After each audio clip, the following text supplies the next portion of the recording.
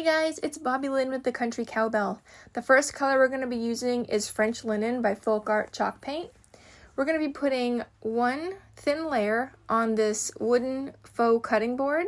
I got this off Amazon. It came in like a pack of 12 for a really good price. I highly recommend it. I'll actually try to link my storefront on there so you guys can just go right there and pick them up if you want to. All we need is just one coat because we're going to be distressing this. Next thing we're going to do is dry it really well with the Ranger Heat It tool.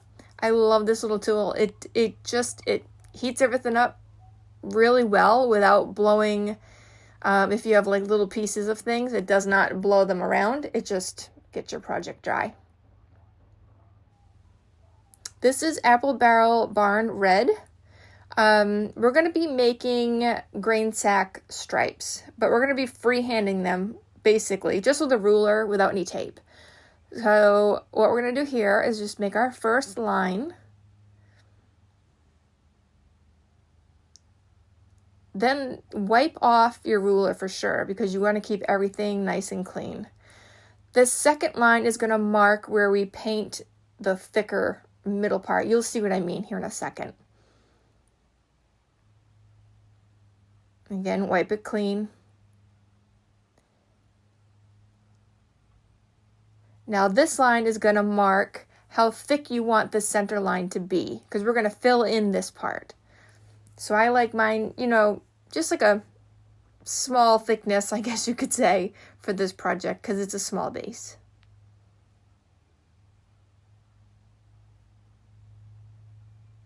Wiping it again with the baby wipe, and then we're putting our last line in. I'm just lining up the bottom of the ruler with the bottom of this faux chopping block, just so it's kind of on the straight side. It does not have to be perfect. We're going to distress this, and you won't even notice.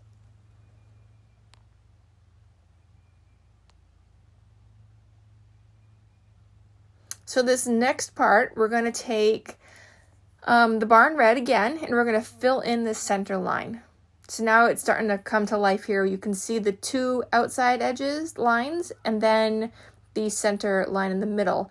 Now I did the center line in the middle also small because the two outside lines can just be like strips versus, measuring them out and making them thicker. So here I did a couple layers. I find that the barn red is a little sheer. So I just dry in between. If you don't dry all the way in between, what happens is this right here. You will see that white spot where it brought up the white from underneath, but that's okay.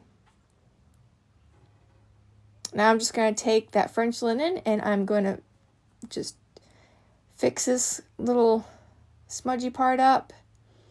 Again, you don't need to do that. It's just going to be sanded away anyway. Now you have to make sure everything is completely dry or else it's only going to smudge it, and that's not the look we want.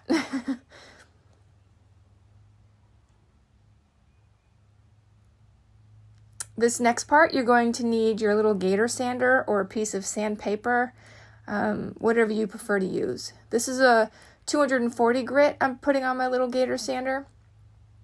And I'm going to start with all the edges on the white area. Because the red or any color that you use, the sanding dust from that will kind of leave a mark and smudge on your white part. So I'm getting all the edges on this French linen area first. And I really want to really distress this. So I'm just going around it first and just getting all of the edges. And then you'll see in a little bit, I'm going to go in and get where it's been probably used or handled and worn the most. But first, just get the perimeter and get all the edges sanded down, right to the wood.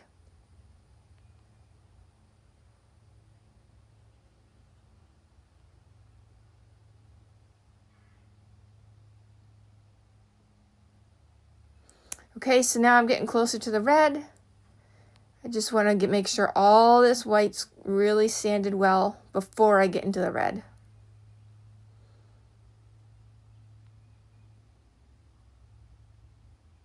And really take your time with this. I sped this up quite a bit because once, it's like a trust the process type of thing. Once you go to distress, you'll see if you've sanded enough. Okay, now we're hitting the red stuff. So once we get into the color, like I said, you kind of want to stay in the color because it will kind of smudge. So I'm getting through the red and through the white to the wood.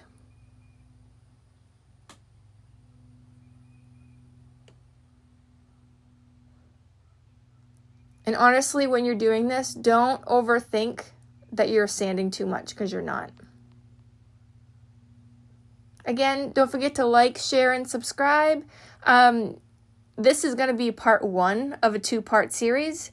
So if you want to see what I do with this later, make sure that you subscribe and turn on your notification bell so you can see what we're going to do. So right here, you can see a little bit of the red getting onto the white, but you just flip it over your sander part, and then you just, go over and sand off the red.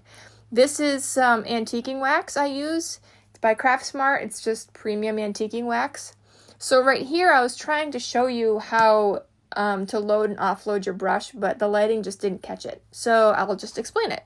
So when you load your brush, if your bristles are shiny, then you have too much. So you have to offload it. So you're going to pounce it on a piece of paper towel. And then when you look back at your brush and it's not shiny anymore, then you know you offloaded enough. You could always add more, but once you put on too much, you can't really take it off too easily. So here I'm just going through all the areas that I sanded, including the middle spots. You can see where the wood is. I'm just going to cover all the spots where they've been, this is an old chopping board. So we want to make it look as old as it can. So really worn out, sanded down from being used, worn down, and it's all antiqued.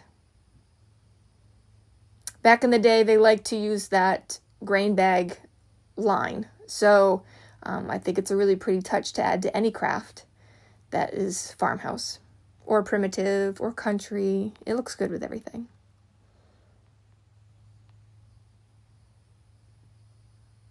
So here it is, all done.